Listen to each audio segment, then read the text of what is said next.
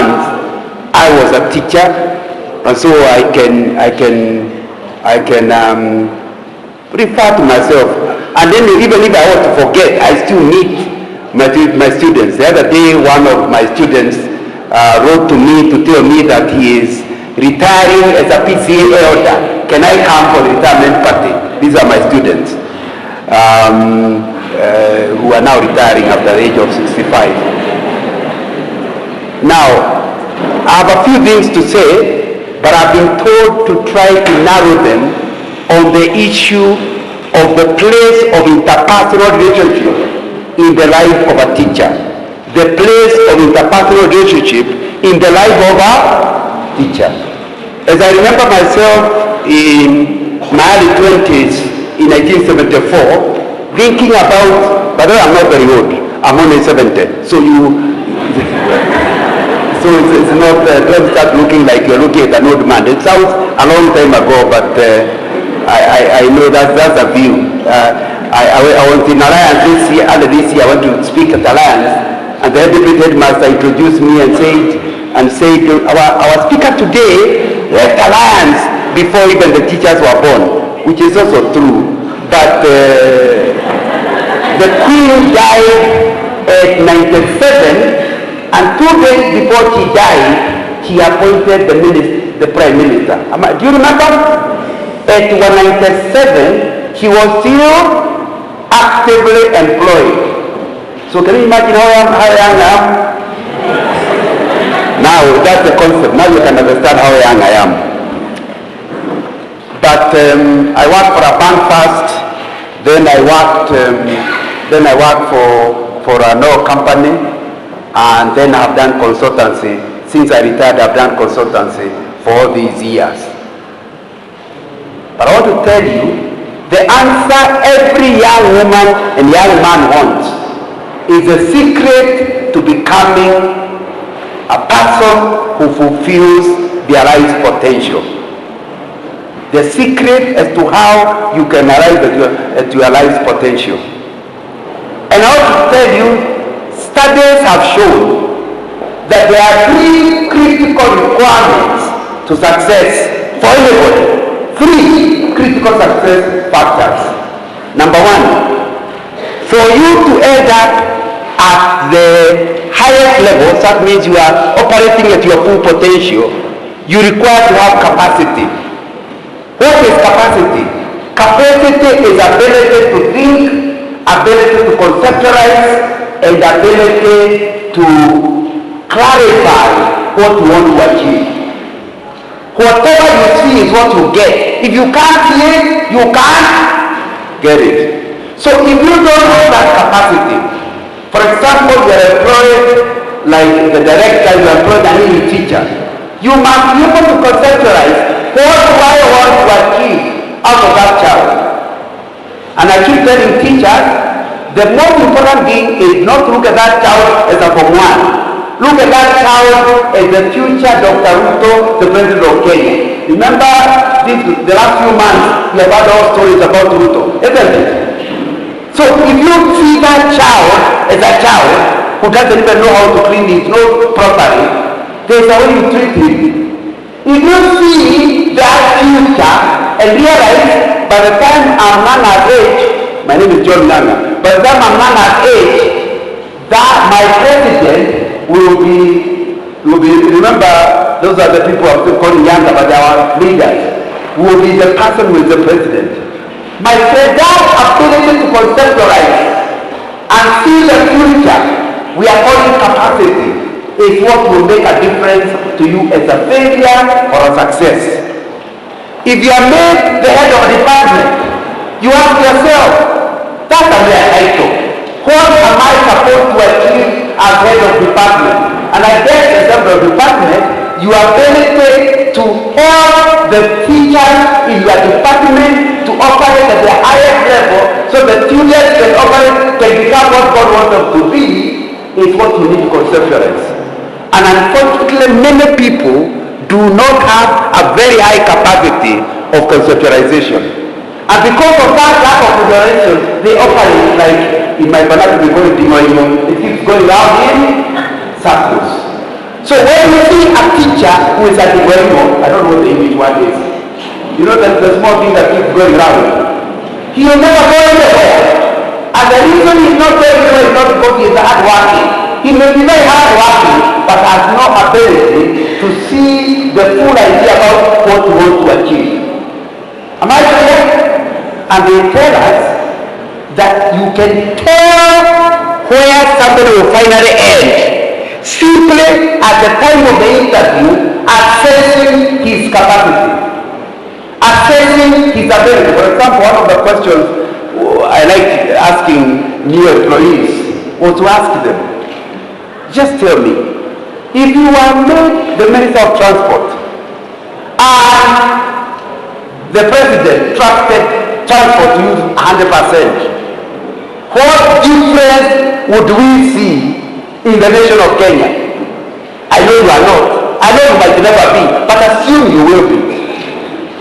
What kind of difference will we see? And you'll be very surprised. My interviewees, and I'm talking from experience, some will start talking about matatus. We are giving time to talk, and he just talking about how much we think about matatus.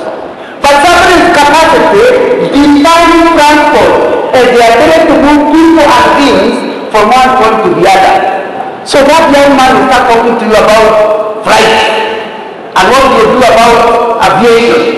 Then he start talking to you about road and what you do about road. Then he start talking to you about water and waterways and how they can be used. And that kind of stuff. Now, my friends, both of them have a degree, Bachelor of Science in Engineering. Both of them are equally qualified.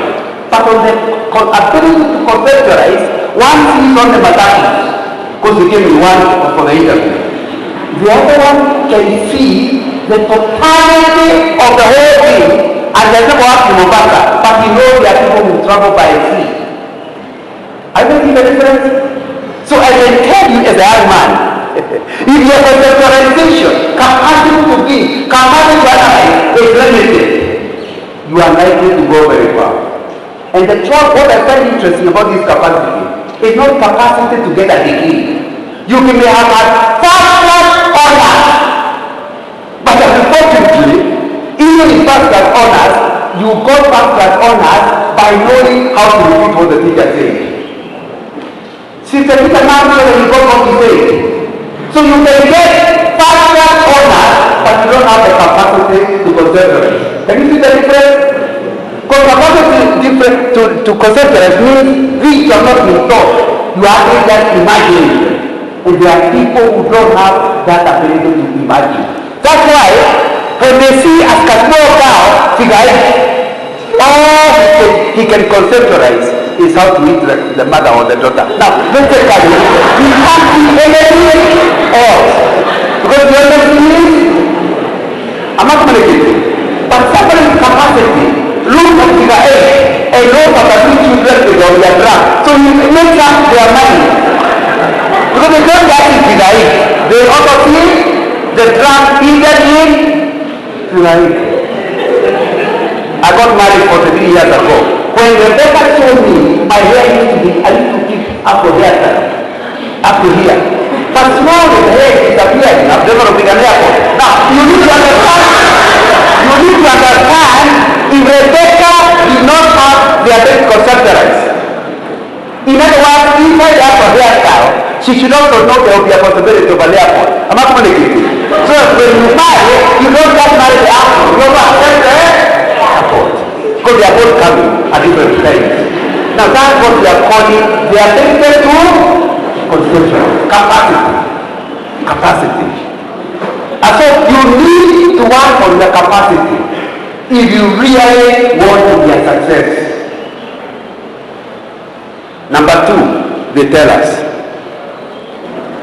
what makes a difference between two young men employed on the same day as to who will go high and who will be limited? You never get a promotion, you're the teacher. What makes a difference is not just capacity.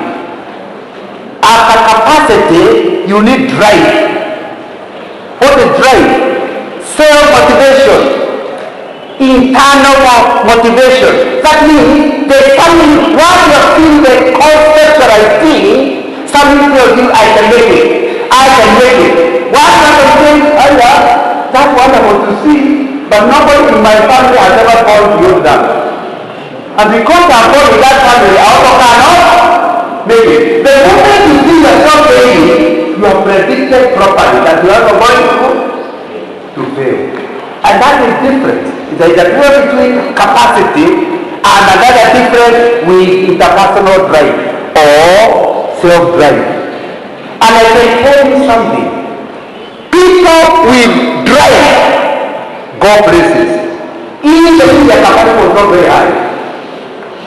Because for some reason, they never take no for an answer. They see a problem and they ask themselves, I can see the barrier. But this barrier, I can jump over it. If they try, they assess it, I can't do that. Maybe I can go around it, or I can go under it, or I can go through the barrier. They never take the barrier as stopping them going where they want to go. And unfortunately, not all of us have that. Many of us, as you know, the other day I was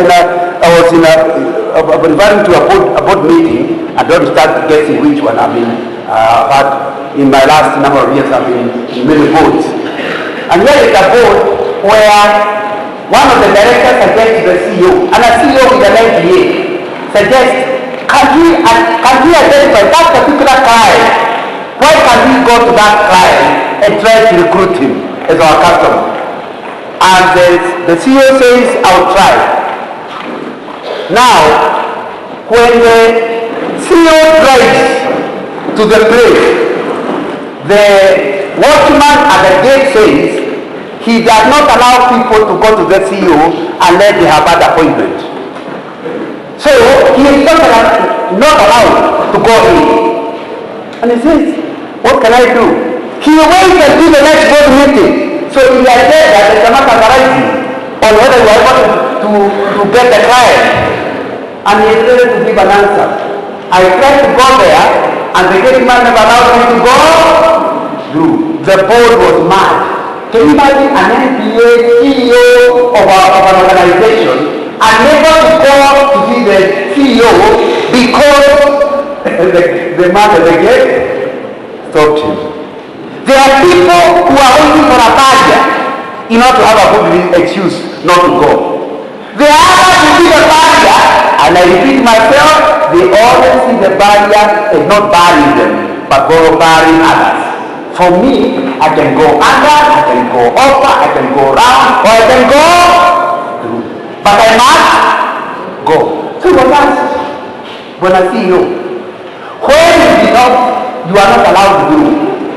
Did you try to leave? You see the guy at the gate is not all who sees the telephone. Am I right? Okay.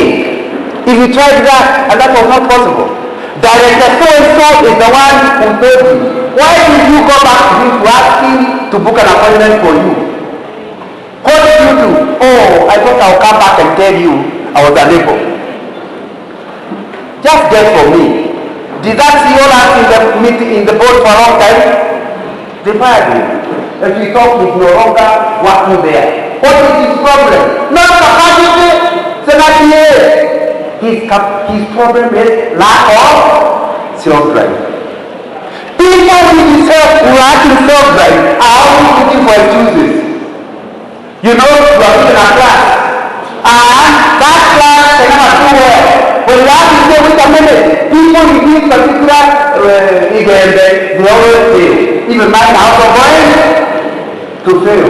My friend, they say true, the failure rate in that particular circumstance is high, but why can't you be the first one to have the best student in learning from that country? I'm not going to tell you. We are not suggesting barriers are not there. We are not saying when you have self-drive, you never take the barrier as an impediment. They just make you think harder. And I can tell you, you can always tell them. I used to, I worked for Shell for around 30 years. And I was very, because of course when we are recruiting people, you see their CVs. You see that guy is BSc engineering, first class honors. That one is a pass or a lower second. Then during the interview, both guys do well. So So you are self-bold, but you know this guy is far much better than this other one. On the basis of it. But the trouble is, certificates only help you to enter. They never help you to be promoted. Have you ever had that? Nobody will ever promote you for a certificate. They will accept you in for the certificate, but progress beyond that depends on performance. I hope I'm right to go for you in here. Am I right? And it's a pity. So I am seated here, assessing who to promote, and I realized although this guy had first class honors, and this one has passed, for the kind of stuff I'm talking about, this first class honors has all not right. I'll give it to the pass. So the guy who used to be beaten in the class becomes the host of the one who used to be number one in class. And because I know it, others don't, but I know it because I'm not who is good at it, I feel a pity. But you see, to be honest, I cannot promote you because of the degree you got. I cannot promote you for your performance in the last 2-3 years. Without drive, my friend, you have condemned yourself never to get a promotion. And what did I tell you drive is? Drive is ability to face the barrier and not give up. Want to move. Again, each one of those subjects, capacity is a full subject we can talk about. Drive or self-drive, we need to talk about it. And it's a full subject. But my subject today is a bad item. It's called interpersonal skills. Ability to relate well with others. I told you, for you to be an achiever, number one, you must have capacity. Number two, you must have pride. But if you have capacity, others have pride. But the better thing is to have both. Are we together? But let me tell you, the one thing, even if you have full capacity and you have pride, one thing that will stop you going anywhere else is an ability to work with others. Lack of interpersonal skills. It's actually not difficult. It's impossible to ever get a promotion until you know how to relate with others. Because your capacity is going to make you very high performer. Any project you have, you are thinking how you can go. Your drive will get you to the barrier. But unfortunately, somebody said, remember me on your way up. Because you are likely to meet me on your way down. You need to understand that of necessity, and that's very important to understand, that if you don't know how to relate with people, you will soon be on your way down. And it's a very critical thing. So they say, for example, a lot of people who are bright, many people will be bright, and I know you know some of your workmates, if you have been working for 1 or 2 years. You know some of those. People in faith, they are the type of people who step on everybody. Am I right? They are treated by raising up everybody else. But the people treat them with care because they know if they want their school to do well, they had better look after this young man. Because he has high capacity, he has high drive, but he is hurting everybody along the way. He thinks other people don't matter. And sometimes he even thinks the principle doesn't matter. He has no interpersonal skills. And we are saying, my friend, if you have no capacity, but you have interpersonal skills, you can use other people's capacity to achieve your personal purpose. Because your friendship with a high potential guy is such that you remove them and will have to help you on your way up. You don't have the capacity, but you have the ability of using people who have the capacity. I don't think you understand why interpersonal skills. When you hear people are going very far, including even our president, Dr. Ruto, it's the ability to come to men and start moving, speaking of you, Kimel words. Am I right? Now, that ability will give other people who have very high potential, very high capacity, very high price, but they don't know how to talk in the male-to-males. The votes just disappear. Am I communicating? And they wonder why the votes disappear. It's because they don't have interpersonal skills. And it's the same thing. You have a principal who has a degree in education, who has experience, but he will not all the time he inability to perform. His problem is not strength. His problem is a capacity. His inability to motivate the staff to perform better. So the difference between principal A and principal B, headmaster A and headmaster B, the real problem is lack of interpersonal skills. A principal with interpersonal skills will be happy to be the classroom. Why? He doesn't behave as a principal. He behaves as a friend. So a moment, you can tell very quickly, within no time, the principal is called you by name. In fact, I just thought about it as I was driving here.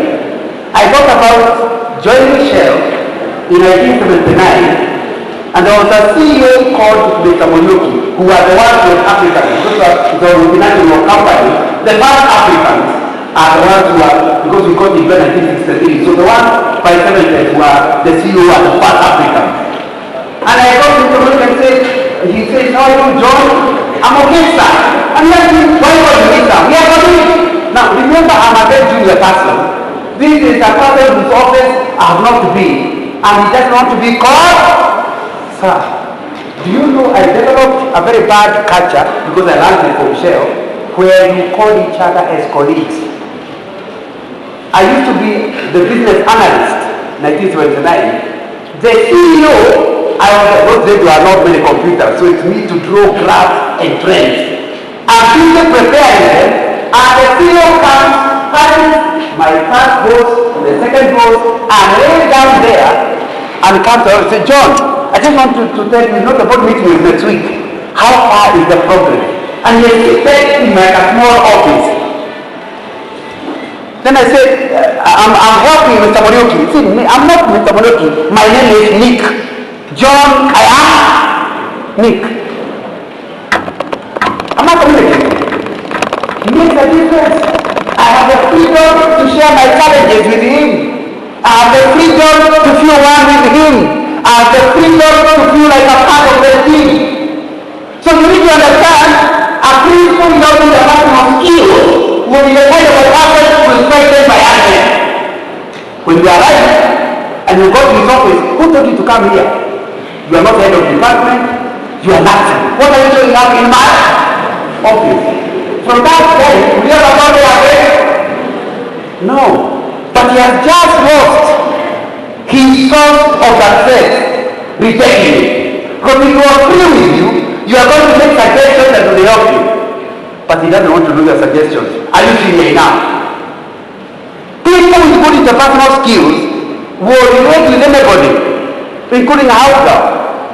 In the Bible, there is a guy called Naaman, who was another general, and he had leprosy. And all doctors in his country were able to treat him. But there was a slave who had been captured from Israel, a house girl. And she told the lady of the house, "You know, in Israel, there is a man who can heal leprosy." And in the process, Naaman accepted the idea from a house girl, went to Elijah, and by the time he went back to his country, was he healed?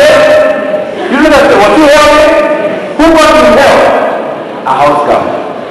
People with good interpersonal skills have the ability to talk to anybody and everybody because they know how to relate with people. In other words, the key one, which is I will talk about in the rest of my rest, and I'm measuring my time. I've already been talking for 24 minutes. I still hope to finish not before too long. The key word is make everybody your friend. Make everybody your friend. And when in your workplace, everyone becomes a friend, they will find it easier to give you suggestions, they will feel easier to give you one. Like if you're a young man who is always saying, "He is using me." You know, a lot of young people don't want to be used. Because you don't want to be used, are you the one who needs to be used? But when a promotion comes, who will I choose? The one who needs to be used or the one who does not want to be used? And I'm not going to be biased.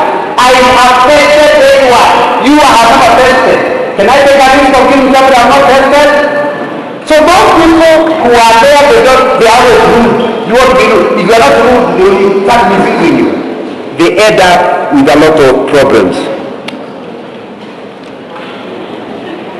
What is friendship? I've just told you the best method of working that can give you success in interpersonal skills is to make everybody your friend. The dictionary defines a friend as a person, not necessarily a relation. You can be a relative, but not necessarily a friend, whom one knows and likes well. The first thing for you to say somebody is your friend, you must know and like. Are we together? So we are talking about getting to know your principal and liking, getting to know your head of department and liking him, getting to know your teacher mate in that department and liking them. The moment you like them, by the way, you're not liking. We are not talking about them liking. We're talking about you liking them. If you like someone and they don't like you, it's just a matter of time because before they also start liking you. Am I clear? And it's a very, very important thing to understand. So when we talk about a friend, we are talking about someone you know and like well. So know means you must make it your business to start the people. Don't just say, but who is he? You ask, oh, that guy came to the establishment, who is he? Oh, he's a teacher of mathematics. Oh, okay. Find out what he knows about mathematics. Where does he come from? Does he go to church or a mosque? Where does he care? Is he the type that eats children or eats their mothers? Exactly what kind of a person? What kind of a person is he? Am I correct? Now, you will not be able to get a friend unless you know them. Now, so you must make yourself interested in people, wanting to, if you can remember their names, the better. But it's important that you know them. Good teachers know their students. Am I right? You go to the classroom and you want to remember every student, know something about them, know about what they do, look interested. One of the things I found very interesting, when I went to high school, in late 1960s, and when I went to high school, 90% of the teachers those days were white. Remember, we had just gotten independence, and Kenya Science and Kenyatta College had not developed a lot of teachers. So, in the 60s, 80-90% of anybody in high school teaching were Zungus. But I'll tell you something. Those who are Zungus were interested enough over the holidays, they were visiting the homes of students. Number two, I ate biscuits, which I never eaten in my village, in teachers' houses. The person who goes to the house gives you tea and gives you some cookies you have never tasted in your life. That's the way they gain friendship. Am I correct? I don't know how much the biscuits cost them because they are making them at home. But that's the way you have friendship that develops. Now, so if you really want to be a good teacher, interpersonal skills means studying your students, getting to know them. That's how you get to know that this particular child, the parents have died. So sometimes you now know how to approach them. You don't make jokes about parents because you might hurt them, because you know them. I'm not going to get you. But a lot of people just think, I'm a teacher. My job is to teach mathematics, to add, to subtract, to multiply, and to divide. Beyond that, I have no interest. Where you come from is none of my business. Once your target group becomes none of your business, even promotion also becomes none of your business. Because interpersonal skills is what will make your students motivated. You know the interesting thing is, if you hate a teacher, you can never do well in their subjects. Am I right? And I'm not talking about being a teacher. I'm talking about being a student. Am I right when you are a student? Yeah. If you don't like the teacher, you're not passing their subject. When you like a teacher, you never want to do badly in their homework. Am I right? Because you want it's a friend. And you don't want to have a friend. So, if your mathematics teacher is your friend, although you are the head is giving you trouble, you look for double time to ensure you do well in mathematics. So, you see, interpersonal skills will make you be seen as a high performer teacher, but really it's not your work. All you need for your students to do well is regarded you as a friend. For them to be your friend, you must know them, show interest in them, and then like them. We also even talk about bullies and bad boys in the class. The way to sort out their problem is to make them your personal friends. He's the one who is trouble all the time. Then, once you know him, and you start giving him several duties, I don't think I agree with the philosophy, but I know that the one boy God made a prefect, and soon enough he changes. Have you ever done it? It's friendship that we are talking about in this way. The dictionary continues to say that a friend is a person who is your helper. There's a person so interested in you that they want to help you. If you want to be my friend, I must see you as my helper. You must ask, you see the principal having running around and say, sir, you're older than me. Can I go to the class and call the guy for you?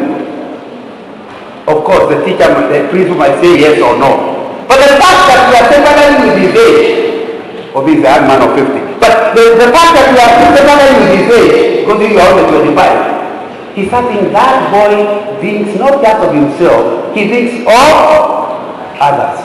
And that's the beginning of the friendship between you and the principal. The same thing with the students. You are interested. I know you came late yesterday. Instead of saying, what's wrong with you? How come you late come back? You just sit next to him and say, I know there must be a very good reason why you are late. I sympathize. I have been a student, I understand exactly what happened.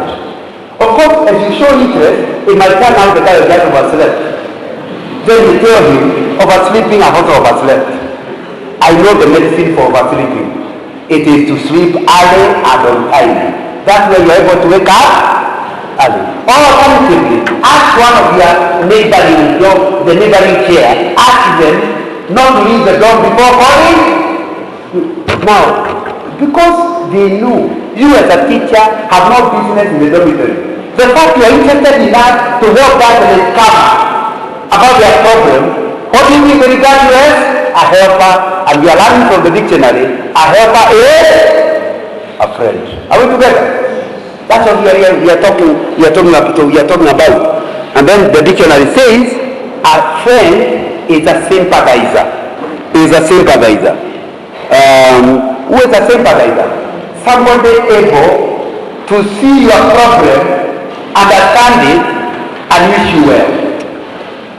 You can't be my friend if you don't sympathize my problem. You know, I come from a poor family. Yeah, that's none of my business. The friendship is also none of your business. You need to sympathize with me, but sympathizing is not having the yeah feeling. It needs to go beyond sympathy to empathy. And the two words are very different. Sympathy is, oh, sorry for you. Empathy is, I put myself in your shoes and show understanding. Thus, a friend is a person who will be kind to you and he will compliment you rather than compete with you. You can also talk about a friend as an intimate associate. And that's why people have a problem being friends with the juniors. Because they say, how can I be an associate? I'm senior, you're junior. Do you know, by you as a principal befriending a new teacher, it will not stop you being a principal. TSC will not stop paying you a high salary because you are befriending an associate teacher. Or is that like it? Are you like it to do anything? And yet I have even in that introduction. Have you seen what you gave? So can you imagine if you started realizing that friendship has nothing absolutely to do with your position in society. You can befriend somebody senior and you are junior. You can befriend somebody junior and you are senior, or the other way around. And the important thing is be interested in one another. I have many friends. Some people these days now call it mentoring. And I insist that any white person who wants to perform well with their work must have a minimum of 3 friends. How many friends? 3. A minimum of 3 people whom you have deliberately looked for and allowed into your inner circle. 3. Number one, you need a friend who is better than you. Normally we call them mentors. But sometimes the impression is older. Older is not necessary. Because what you are looking for is you have a weakness in mathematics. So you look for another child who is better in mathematics. And because they are better in mathematics, they will help you. So although you are struggling, they are actually your mentor. Don't use the word mentor. The same thing. You are having troubles with the girls. They keep throwing you like a potato. You know what potato? You pick one, you are dropped. Another one, you are dropped. You have become an expert in being dropped. Now, all of a sudden, you can see another boy who seems to be okay with, he knows how to deal with the girls. Befriend him. Find out how far he is not dropped. And yet he is not as smart as you. He is not as clever as you. Yet he seems to attract you. Find out. By befriending him, you might not drop the next one. Am I communicating? That's what we talk about friendship. You deliberately look for friends who are better than you. But there are three things that stop us having those types of friends. Number one, pride. You are so bright, you want to think you are the best, but you are good in another area, on this particular one. The solution to your problem is to accept you are not as good as you claim to be. Am I clear? But pride will stop you getting friends who are better than you. Many of us want friends we can step on. And you know what I am. Now, I'm not telling you to be humble enough to look for friends who are better than you. And you must have a minimum of one. I normally don't recommend one only. Because the guy who is good in helping you on finances may not be good at keeping girlfriends. But also may not be good at teaching, may not be good at. So in one area, look for a person who can help you in that area, especially your area of weakness. And that means people in the strategy. Remember, we are saying friendship requires knowledge. Are we together? As you are sitting in that circle, find out who is good in what, and then don't wait for them to befriend you. Of course, remember they are senior to you. You just befriend them. You see somebody coming to see, carrying around the book, Madam, may I help you? No, let me help you. You help them too good, and then you do nothing. Only they have communicated. Help means friendship.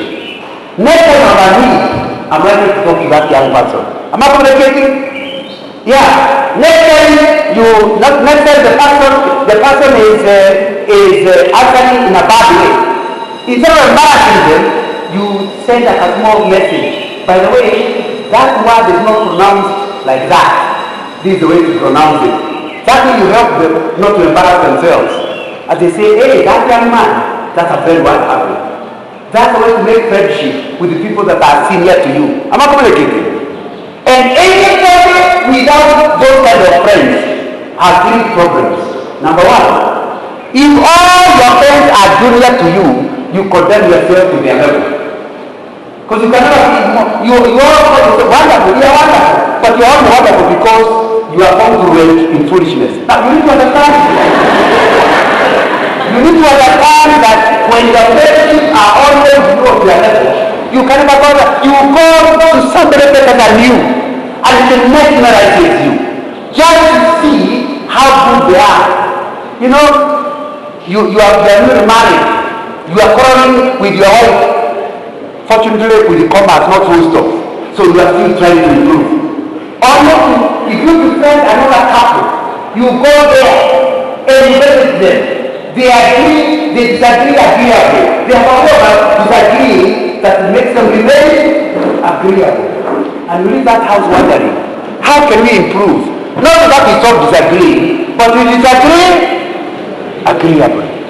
Now my friends, if you don't people are intimidated. I told you the problem with the people who do not want those kind of friends is because they are proud about it, and they have a problem ever allowing people to be in. If you don't want to, pride causes you never to go that route. Thank you. You are going to end up with a problem. My prayer for you, and I realize my time is up, and that's why I'm being given water. But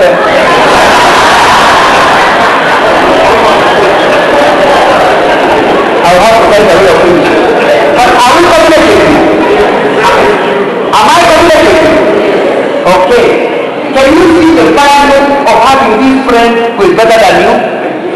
number one, they make you have to know your distance to go.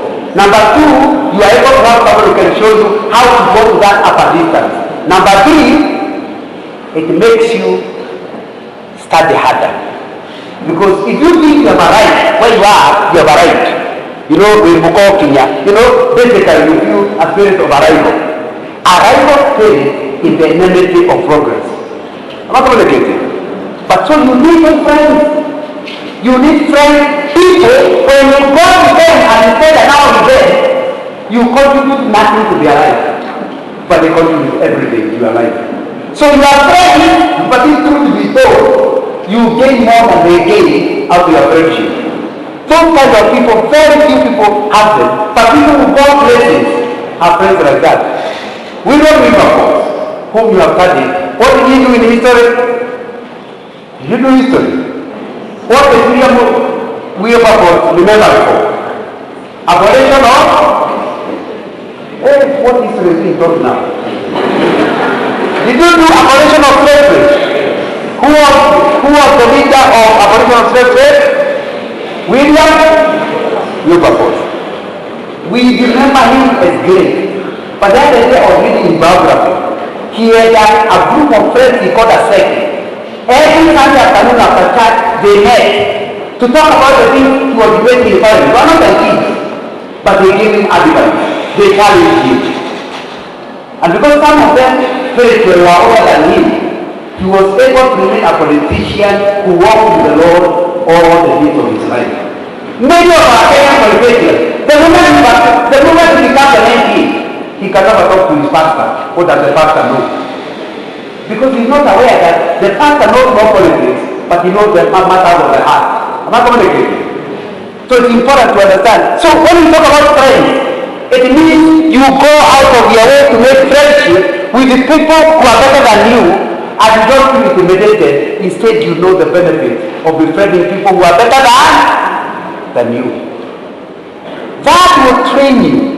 Although this one is a personal friend, but once you know how to relate with this senior person, then even your boss, your reasonable boss, you now know how to respect him.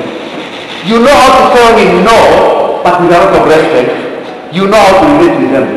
So, but that lack of ability to relate with senior people will limit your progress, because you don't have the interpersonal skills of dealing with senior people. Number two, I told you 3 friends, isn't it? We have dealt with the first friend. The second friend you must have is somebody not as good as you. The leader that you choose, like you are a teacher of 2 years, there is a teacher who got a project this time. Is that true? Now, go for them. You can see them. And you don't go for them because you want to marry them. You go to them because you want to help them. You remember how you are helped.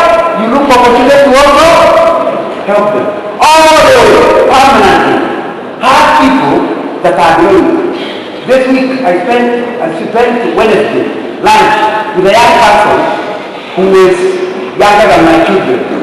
And we spent the whole, I bought him lunch just to talk. He asked me questions. He told me stories. I spent a lot of time with people younger than me, because I feel I have gotten so much help from others. God has helped me also to help younger people. Now it is in your interest to do that. Let me give you 3 reasons why you need to do it. Number 1, the moment you are helping somebody not as good as you, forces you not to apply. If you're telling a young person, be very careful with the girls. They can get you into trouble.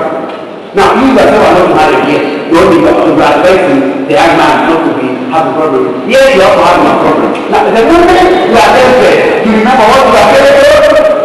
I'm not going to get it. And you like, what I told you, I'm not going to see trouble. I'm not going to get it. Yeah, or maybe you are a married person like me for more than 40 years. And you are teaching a young couple how to behave properly. Then my wife tells me something rude. And I remember what I told the other one. When your wife is rude, don't be rude in return. An eye for an eye, let the whole family blind. Now, so, when I'm talking about that, I remember what I told the younger couple. Can you see the benefit to my marriage? when you have people that are less than you, forcing you to operate at a higher. Number 3, the moment you are dealing with people not as qualified as you, they have a lot of questions. Basic questions. So if you come to you sometimes say, I don't have the answer to that question, let me try to look at my notes. So it forces you to continuously learn, not on your sake, for the sake of your younger people. I'm not telling you. So people who have no younger friends, soon enough but right to the same of the younger people, the lower level. You need to look for people who are not, when you meet them, you don't benefit at all. You are just giving. You're not getting anything in return. There's a saying people say that should have nothing to do with people who are not good. Now, my friend, by having nothing to do with people who are not good, number 1, you condemn them to never improving. Number 2, which is important, if they create pride in you. And number 3, you yourself will not get help from others. It is important that you have friends who are not helping you, but you are helping them. No, you know what that means? You know, I was coming here for today, but I again slept in a meeting. And I was in a hotel, and we were looking for a place to sit. Then some 2 people came and said, hey, you know. I said, from where? So you came to speak in our campus. What are you doing? What happened in Nyuki? And I've had that experience time and time again. The people I heard a long time ago come and tell you, I can remember what you told us in 1978 when you came to our school. I can still remember speaking here in Kajekini Boys in 1978. I was invited by the school. And I meet somebody says, I can remember.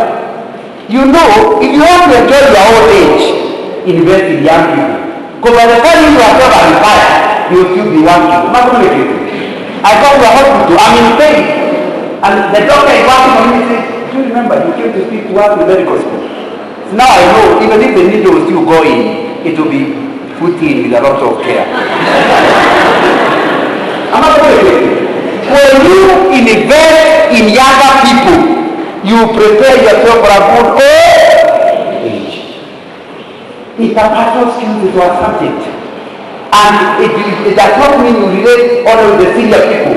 You also relate with the junior ones. And I think I've given you enough reasons, for your own selfish reasons, that are beneficial to you by helping younger people. We now can go to number 3, isn't it? Number 3. Look for a friend who is a colleague. He's just like you. If you are both married, this is the type of person when you go to their house, they were quarreling their wife. Just like you were quarreling with you yesterday. Now, so basically you don't feel intimidated. Because they are just like you. When you hear that kind of friend is arriving and you are quarreling with your wife, you don't stop. Say, hey, coming, like I was saying. That's what you don't do. You need. You know the other friend might intimidate you. The other friend, you don't want to ask them. But the colleague, you know the understanding. I'm not going to you. So you need friends who are just like you. And they are very important. I can give you 3 reasons why you need such friends. Number 1, because they are not embarrassed about them, you are more open to them. Therefore, they might point out mistakes in your life. You yourself are not aware. But because you are open, you are able to share that problem with them so they can help you. Number 2, because they are just like you, you have given them the right of interference. So they can actually correct you, even if you are not asking for their correction. And number 3, because they are just like you, you tend to listen to them more. I'm not going to do it.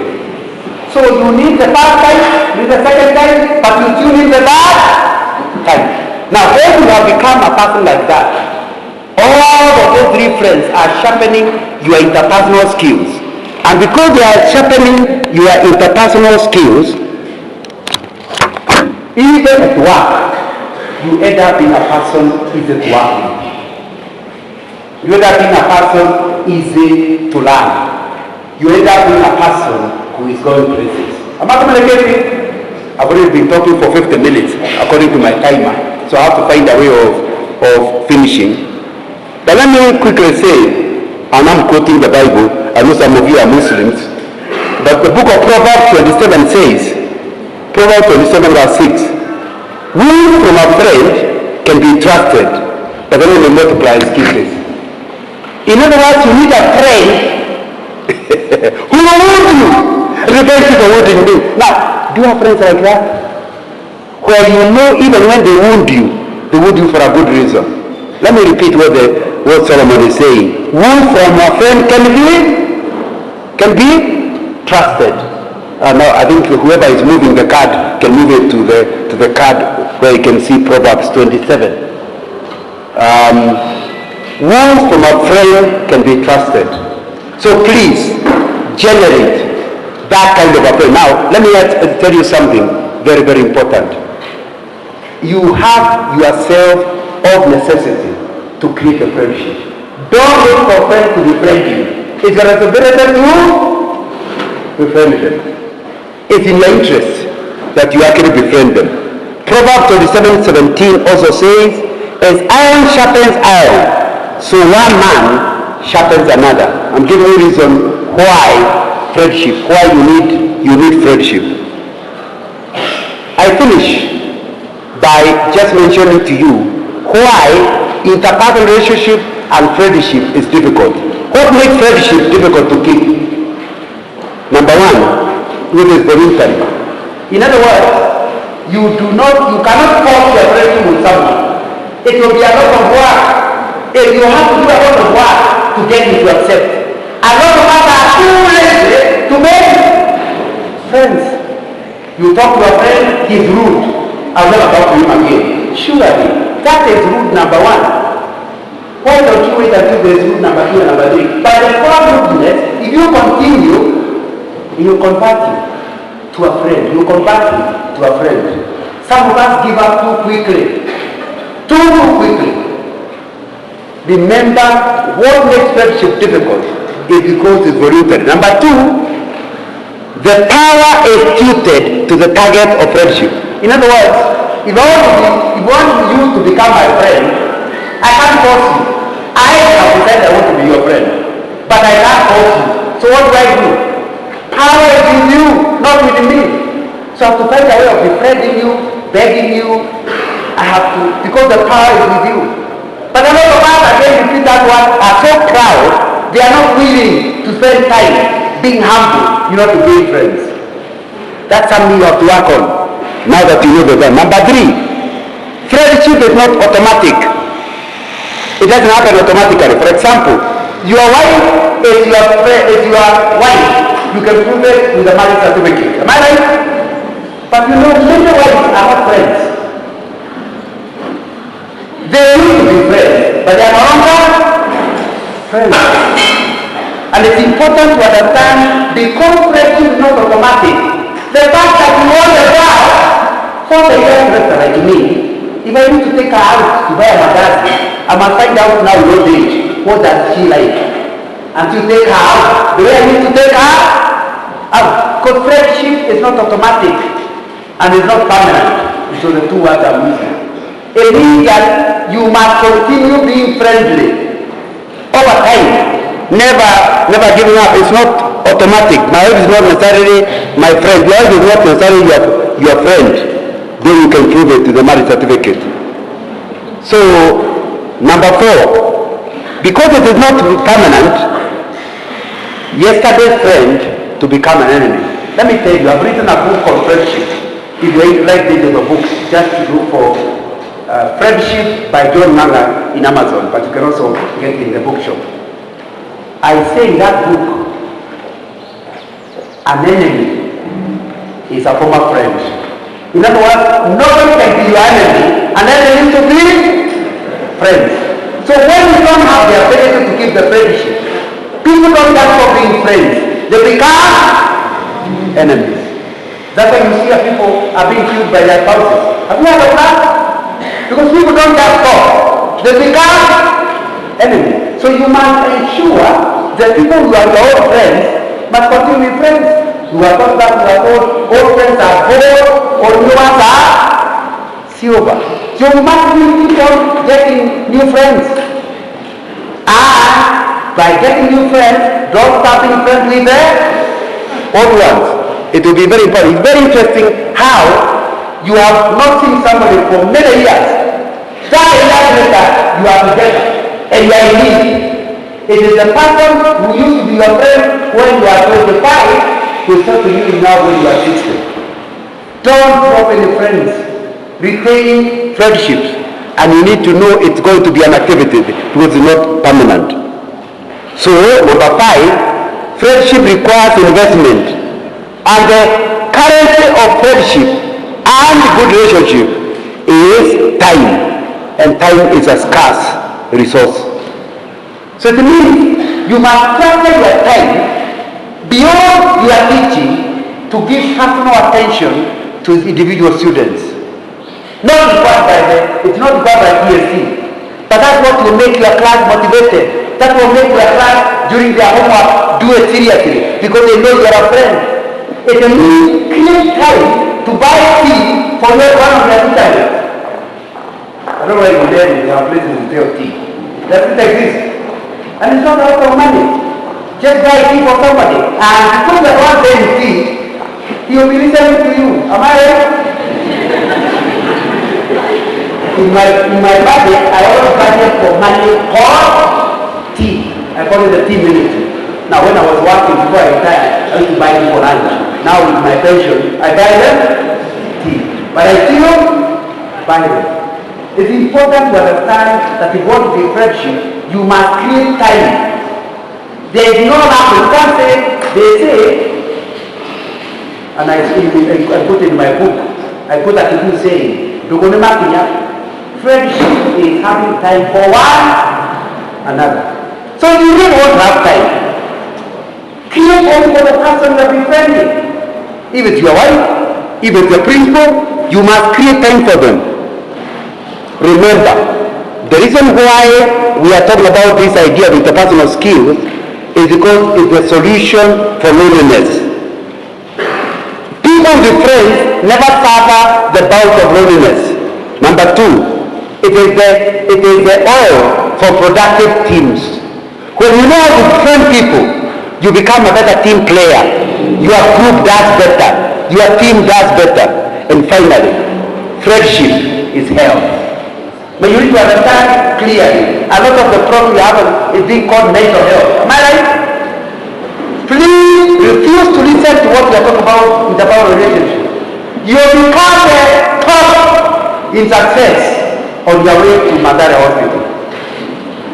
Because you become lonely and you end up with a mental problem. The solution for mental problem is it's not medicine. It is creating the ability to be friends with one another. Thank you very much. My time is up. But my hope and prayer is that what you have said today will be something you implement in your life at a personal level, in your life as a professional, in your life in society. May God bless you.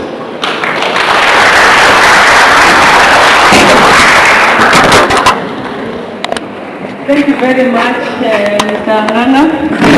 We are better people now. We are able to relate better, both at home and at workplace.